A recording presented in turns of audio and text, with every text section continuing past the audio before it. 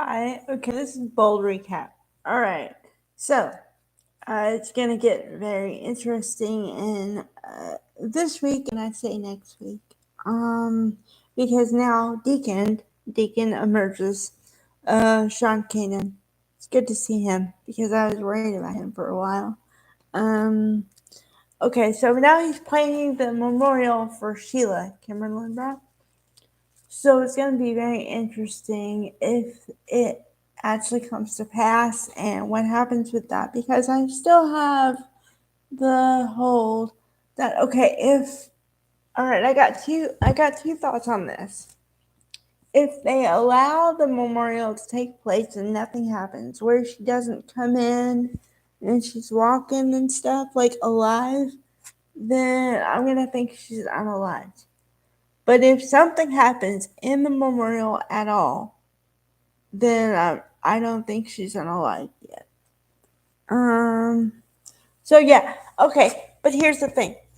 So he's inviting everyone to the memorial, right? Okay. So he's talking to all the Logan sisters, uh, Jennifer Garris, Donna, Heather Tom, Katie, and Brooke. So they all say, "Oh, okay," but I'm not sure if we should attend. Hmm. Okay. And then he calls his daughter Hope, Annika Noel. So she says, I'll try to make it. Okay. Now here's the kicker, as my dad says. Um, okay. Here's the one that is gonna affect the most. Finn. And he calls him and says, I know you weren't really close with her. I know you had a strained relationship, but I know she would want you to be there and all this stuff.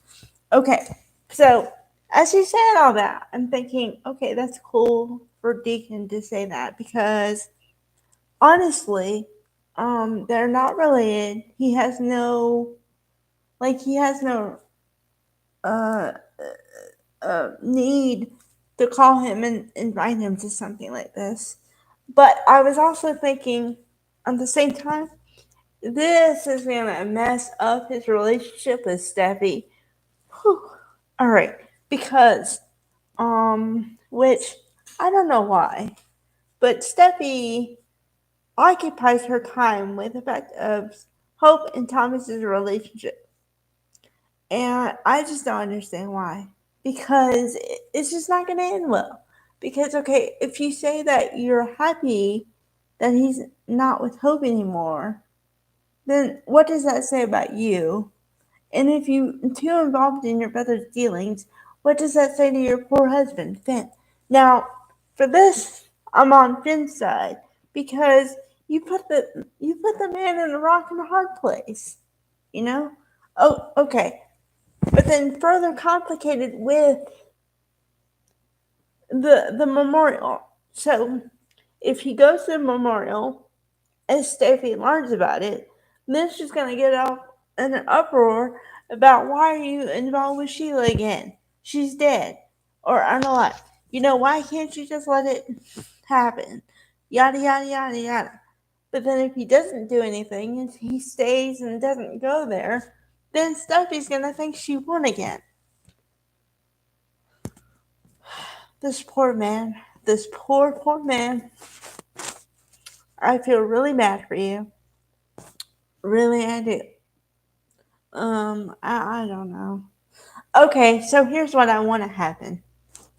If I could write the storyline, I would. Well, first of all, because, okay, I like the dramatic element. So here's a perfect storyline in my mind. And let's just go with where we are right now. Okay?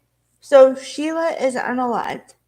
And they're playing the memorial and yada yada yada. And all the people show up and then there's that moment where someone is standing like, okay, with all the disguises everyone has, she could stand in the back of the room, have a wig on that's totally not her hair and totally fool everybody, and be there.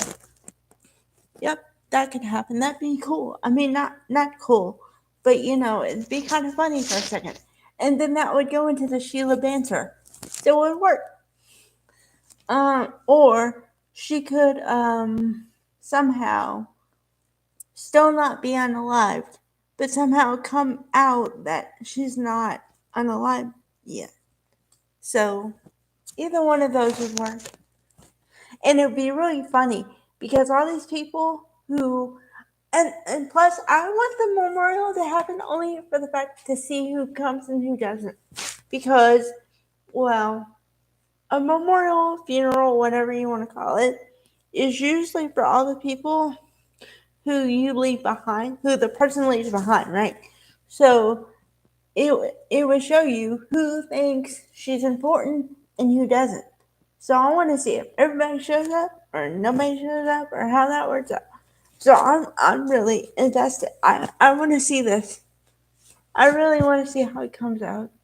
I really want Kimberly Brown to show up somewhere, like I said, in disguise, and just freak everybody out. That'd be cool. Plus, like I said before, you gotta have Kimberly Brown. Come on, she's like a staple of Bold and the Beautiful. So. All right, bye guys.